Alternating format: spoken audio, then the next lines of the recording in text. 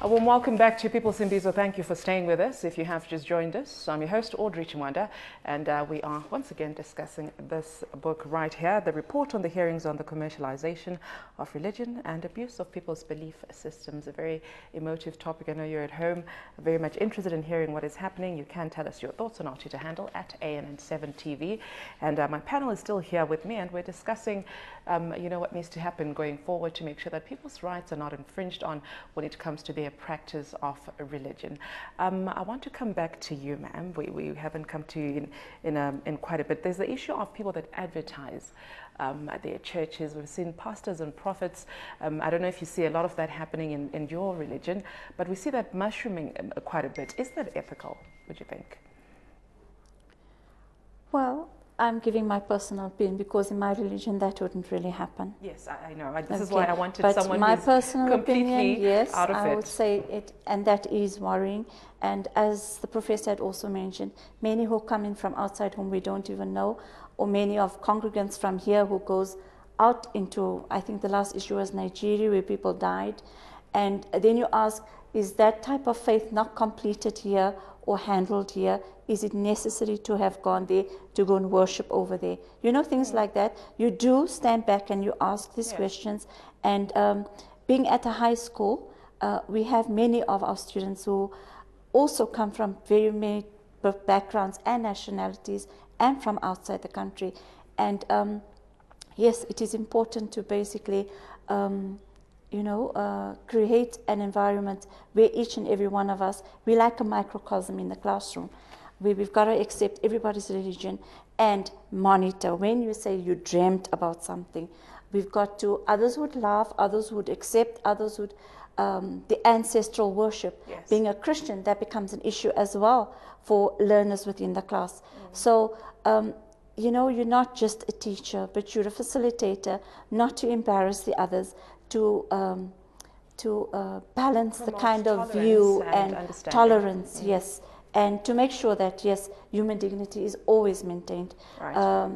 Even if you feel that I am the girl in the family who has been selected as the next Sangoma. For me, from the Islamic faith, that would not be, you frown upon it, but being so long in the teaching profession, that child still needs counseling from you. And she still needs to know there is a purpose for her in the school, in her family, and whether they have to fast, whether they've been punished, whatever the case may be, that problem, that emotional problem comes with to school. So yeah, it is something we deal with daily. It is, that is why for me, from the outside, I'm going to say regulation is going to be required to a certain extent, yes. Yeah. But I don't know if we answered this question, Reverend. Perhaps, we could just really go back to it to say, who then decides to say, this practice is not within the ambit of a religious practice. It is now abuse. It is now, it's not. It doesn't come with the dignity of a human being that is required by the Constitution. Who decides this? I think, Audrey, I think that could be a collective effort, and I think in that regard, the Commission is at liberty to consult with us, and I think that was one of the challenges that we've had as church, is that there was a sense that there was not enough consultation before the study was commissioned. And so, but how do you get a hold of everyone? That's the other challenge, because if I understand it was, I don't know how many pastors that you got a hold of, or religious leaders from, all the, yes.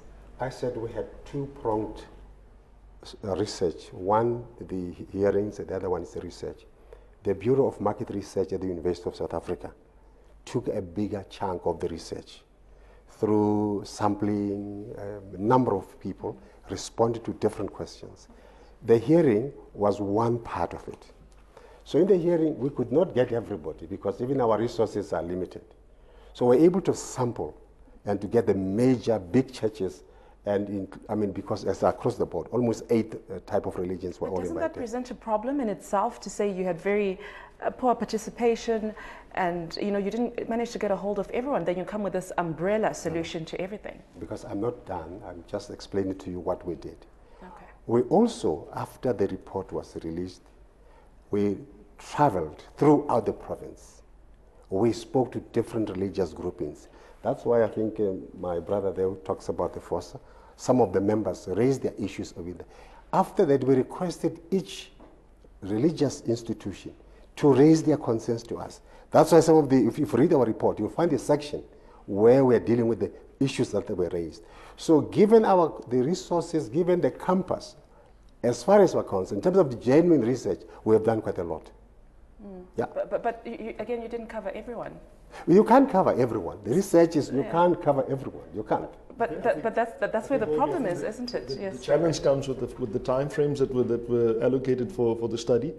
Our sense was that the time frame was very limited, and also the sampling group we felt was not exhaustive enough. When Professor refers to the UNISA study, I think there was a total of just over 900 churches and groupings that were spoken to and that were dealt with. 900 we felt was inadequate considering the vast array of churches, denominations in the country. With regards to those that appeared in front of the Commission at the hearings as well, I think about 85 individual church groupings came to the hearing. We just feel that the study was not exhaustive enough. Yes. And that for us is a challenge. Bearing in mind the time frame in which the study was done, we felt that more time needed to be allocated to it. We understand that there are limitations with regards to resources and finances and the like, but we do feel that there is still room for us to be able to talk to one another, to engage with one another, to be able to deal with some of the issues on the table, because we do feel that there are solutions. There are legislative solutions. A lot of work was done. Yeah, legislative issues as well. Professor, this is the point that I'm trying to raise. Is that we need to understand what the research is. What the research is. Even what you read on a daily basis in the newspaper, they will tell you we sampled 150, 500, or 200 people to gauge the thinking of the whole South Africa. But we went beyond that, because when we went to the Department of Social Development, we wanted to check whether they have a list of churches. Majority of the churches are not registered there. So how do you get the addresses? It's not possible. We use that as a basis to determine how do we get to the people. Doesn't that present a constitutional problem as well, that you're not able to get to everyone? No, it doesn't. It doesn't, because research is done that way. Those are normative ways. Sampling is a normative way of doing research. So it is within the ambit of doing research. You can't get the whole South Africa to come to an agreement, but you have to identify key areas to gauge what the thinking is. That's what the research is. Okay? I totally agree with the professor, I'm sorry, in the sense of sampling. However, I'm also aware of the time frame that was required. And well, let's see, I don't think this is completely etched in stone. Yeah. So it's a process. Yes, there's still recommendations. Yes. Yes. So I'm just curious to understand, what is your relationship, Reverend? I just want to talk about Christianity now. We see a lot of churches that are popping up now are mostly to do with Christianity, what they call the charismatic churches. There's pastors that we see with the old traditional churches, the Catholic, Methodist, Anglican. What is the relationship that you have with the new pastors that are coming up now? And I ask you this because I'm trying to see if the whole peer structures will be able to work for you to be able to look at each other and criticize each other, encourage each other in how you practice Christianity. Well, a lot of these churches are affiliated with specific groupings, and so that speaks to the peer review mechanism that we're talking about. So you would have, for example, a number of the Nigerian pastors have a Nigerian pastoral fraternal in and around Gauteng, for argument's sake, and they would relate to organizations like ours. To a very limited extent, they would relate to the South African Council of Churches. So there is some interaction. Maybe not sufficient interaction, but there is some interaction. And I think, again, in terms of bringing people together, as Glenn has mentioned, I think in this very room, people were brought together. The leaders that you referred to were brought into this room, and there has been an engagement, interaction with regards to the CRL study. But in terms of relationship, there is a relationship with the different churches, with the newer churches, with the older churches. But I must say, I've seen a lot of arrogance, and you'll correct me if I'm wrong, Sure. when it comes to some of the pastors that we see when they're speaking of how they, how they run their churches, how they deal with their congregation. And I'm just trying to, imagine a situation where you're all sitting and having a peer review meeting, and you raise a few concerns that you may have with the, a certain way that a pastor perhaps conducts, their sermons in church and whatnot. Do you really think there'll be a meeting of minds going forward to take away all those egos and really look at Christianity at its basis level? I think we are the first ones to admit that there are a lot of problems. The problems are not few. There are huge problems, and we are not in a position to control a lot of these churches, and that's unfortunately the basis for a lot of the challenge that we have. But that again is not an insurmountable situation. I think along with the Commission, if we were to sit down, if we were to see where the challenges are, we certainly can find solutions. Right. One of our agencies that we're working with at the moment is busy looking at putting a mechanism together in conjunction and with the blessing of SAQA, the South African Qualifications Authority. So we are certainly working at filling those loopholes within our own constituency, as and when the need arises. So I think what I'm appealing for really is just for us to be able to come together with the Commission, sit down and see how we can find workable solutions for the challenges that faces our constituency at this point in time. Yeah, but when it comes to Islam, you have a peer review structure already, ma'am. That's what you've already said. How has that been working for you, and what do you think other faiths or religion, can learn from you? Well, when it comes to qualification or degrees or something, how important is that? That is very important. You must have a holistic relationship with your people as well as what you know. You cannot come and say, I've only studied the Quran, and you don't know anything about sociology, philosophy, or science, or things like that. You must have that kind of information, yes. And that studying is not a 4-year study like a degree. It definitely takes you much longer than that. And we're talking about highly qualified people who are required to preach and know what, especially in this day and age of technology.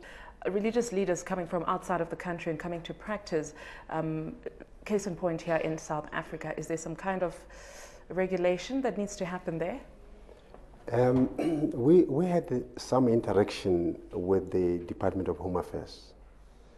They said to us there are problems because I think the Act which mandates them does not give a provision as to whether they can reject or refuse an application of someone wanting to come in on account of being a religious leader. And hence we have proposed that the registration of religious leaders should now move to CRL. That it is CRL who must then recommend on the basis of information coming from the peer review in order to obviate that vacuum, that loophole which exists. And if they refuse or reject the application, they are liable to appear in court and give reasons. So we are trying to find a way in which we can manage properly, give dignity, give support and protection to religious institutions, religious leaders in our country, so that there is flourishing of religion. Nobody at any conceivable position would want to see religion, being regulated under stick and carrot. Not at all. But what we seek to do, with the support of everybody, is that we cannot continue becoming a circus, a laughing stock of the world. I mean, if you get a journalist from New York, from Germany, everywhere, but what is happening in this country? In the area of religion, what's happening? So we have to account as a nation why these things are happening. So this report is an invitation to all South Africans to engage on it. We have put the issues on the table. South Africa is confronting these issues. We can no longer put them under the table. We have come up with the proposals. Those who think that there is a better proposal, let them bring the proposal. Now, these issues are in Parliament. Parliament will continue another process of inviting more inputs on it. But at the end, we have to make sure we have a proposal that is workable for our country. Absolutely. I want to come back to the audience. Anyone with a question? Since the panel has started this operating this thing, has it managed to achieve the mandate? Like since the CRL has started? I'm asking the professor. Yes, indeed. Part of our mandate is to create consciousness, awareness. And I think this we have spot on, we've reached that. And in terms of the responses as well of the nation, we have been in interviews on television, radio, newspapers. So the consciousness of the nation is heightened. There's an awareness, even among young people these days. So as far as that is concerned, because part of our responsibility is to educate. Don't have a blind faith. Ask critical questions. That's what we're placing before South Africa as a whole. But what do you think is the basis of the vulnerability that we're seeing amongst people as they, just fall for whatever really is put on their table when they're practicing their faith? I think from your research. One of our, yes, from our research and also from what some of the panelists said here, South Africans are believers. The 80% of South Africans across the board, they're believers, Muslim, Jews, Christians, whatever, they believe. Now, there's a sense in which some of the scrupulous religious leaders take advantage of that. People are sick. If you are sick, you are desperate. You need help. You go to hospital, you can't get help, you need to go elsewhere. People are poor. If you promise this is going to bring you money, they come there flocking. So poverty, unemployment are some of the elements, not only, some of the elements that actually create the conditions for people to flock there. Go to Tshwane Event Center and see people lying there all the time, the whole day, the whole week. Yeah? They are waiting to see the pastor. But their lot is not changing. But they have faith that one day these things will change for me. So those are the environment, the societal contribution to the decadence we are facing in our country. You said you'd get together and discuss the challenges. So my question is, are you going to discuss the challenges with the pastors or like the churches? Because the real problem is the pastors, not the church. Yeah. So there we have it. Questions there coming from the audience, directed to our panel. We'll get them to respond to these questions and perhaps give us closing remarks as we round up the show. Reverend, you wanted to answer a question from the audience? Yeah, just with regards to how do we address the issues, I think it's an issue that needs to be addressed between the leadership, the respective leaderships, and the Commission obviously as well, in their responsibility, having been given the mandate to protect our religious rights and liberties. So I think in answer to your question, it's something that we would have to do as the leadership in order to address that issue. But if I could just speak to the issue of advertising as well, I think that is one of the key challenges that we have, is the competitiveness between the new churches. Obviously, in terms of the market, if you want to call it that, some people may be offended with referring to our congregation as the market. But I think the market is certainly very limited, and thus you have this competitive advertising and the likes that's being practiced at the moment. I think that is certainly a concern, and that is one of the issues that I think, as and when the opportunity presents itself, we would have to look at and look at addressing that competitiveness with regards to the new churches that we have as well. Right. Yes, I'd wanted you to respond to that, and then you give us your closing remarks. So I'll come back to you. I just want us to do a closing remarks as we close down. Yes, ma'am. Well, it was fun being here. The important thing with us as Muslims is that we have a final prophet, and there is no other prophet expected after him, no other prophetess required after him. And when somebody advertises in that manner, it already wouldn't draw any of us in that way. It is part of our basic belief. There is a completed revealed book, which is our Quran. So that also would not, it doesn't attract us in that manner as Muslims. So when they're advertising, and whether it is ethical or not, it definitely comes to an issue of, like you said, it's commercialization of religion.